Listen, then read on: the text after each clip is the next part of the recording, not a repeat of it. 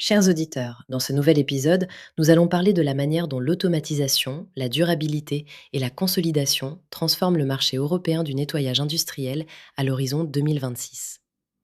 Le secteur est en mutation, porté par l'externalisation croissante, la digitalisation et la transition écologique.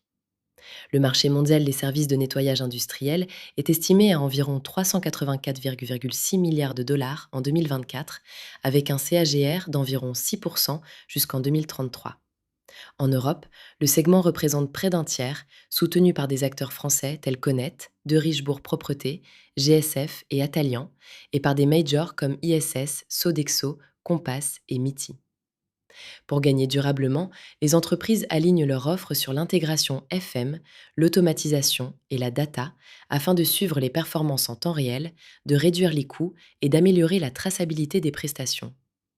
Cette approche se double d'une différenciation ESG, produits éco-certifiés, réduction mesurée des émissions et programme de formation continue pour les équipes.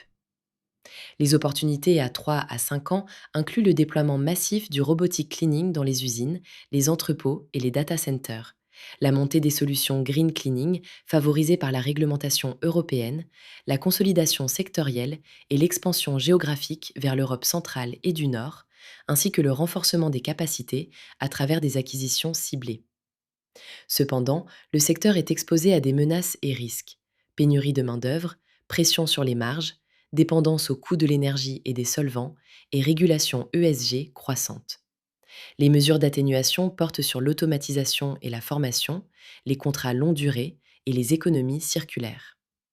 Sur le plan opérationnel, les axes de travail prioritaires pour les dirigeants incluent la digitalisation du pilotage des opérations pour viser une hausse de productivité de 15 à 25, l'obtention de certifications ESG et ISO pertinentes, l'accélération de la robotisation pour réduire les coûts RH, la structuration des acquisitions pour renforcer la présence nationale et européenne, et l'effort continu de fidélisation et de formation du personnel pour diminuer le turnover.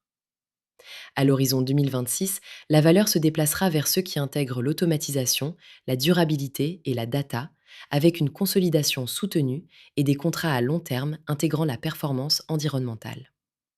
Merci d'écouter cet épisode. Partagez, abonnez-vous, lisez notre blog et contactez-nous pour échanger sur vos enjeux.